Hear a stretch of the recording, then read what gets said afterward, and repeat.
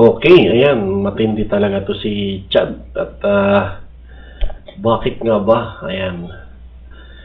Mail po ako, wag niyo po akong PM. Okay? Mail po ako.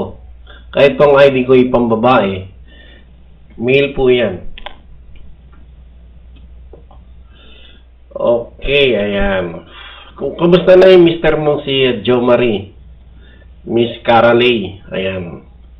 Kanina po masay po ang kasalan ni Jo Marie at ni Caralay. Tamang ano pa si Caralay. Tamang gulat pa po siya. Ayan. Okay, tuloy po natin ang dahu natin. Ang the third na dahu. Ang panghuli at pangatlong dahu. Ayan. Okay.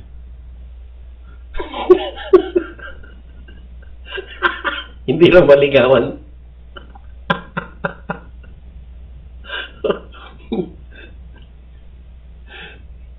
Kinasal kang di ko alam. Okay, ito po ang pangatlo nating dahu. Ayan.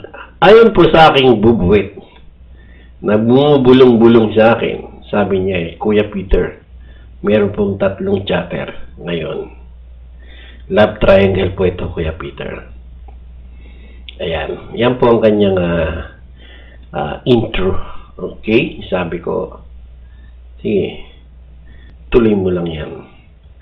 Ito po sila po love triangle. At ang sabi po ng aking bubuit, mga kilalang personalidad sa room ng 12, ang 3 ito. Si Chatter A ay isang babae. At si Chatter B ay isang babae din. At si Chatter C ay isang lalaki. Okay? Si Chatter C ay pinagkakaguluhan ng mga babae. Swerte ang dalawang chatter na babae, si Chatter A at si Chatter B, dahil parehas silang girlfriend ni Chatter C. Pero si Chatter A at si Chatter B ay walang alam. Girlfriend ni Chatter C, si Chatter A sa umaga. At girlfriend naman ni Chatter C, si Chatter B sa gabi. Ayan. May schedule po ang kanilang kanilang relasyon. Okay? Ang problema, nagkabukingan. Ayon sa aking bubuit,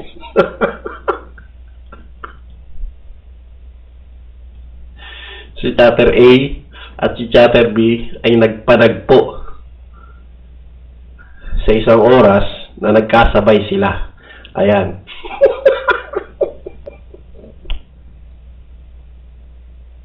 Si Chatter A at si Chatter B sabay na binrek si Chatter C. Si Chatter C. Si Chatter C po ngayon ay luhaang utin.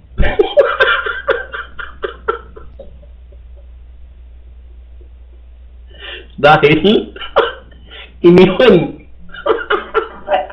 Ay, Peter!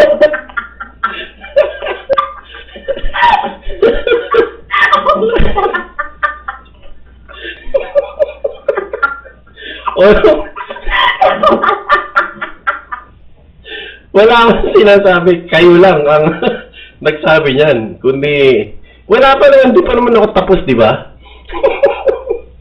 Ngayon po, si Chatter C ay mayroon po siyang bukol dahil siya po ay sinampal ng kanyang asawa dahil may nahuli po siya, si Chatter C, na kalandiang Ay, karatawa. Karatawa.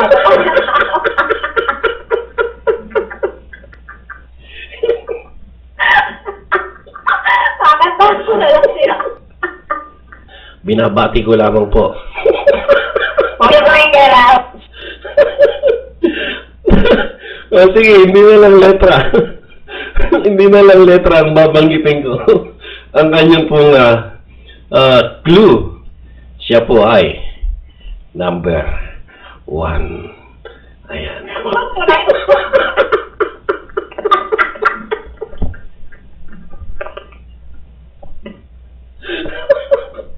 Lalukot ng pangalan pangkin ko.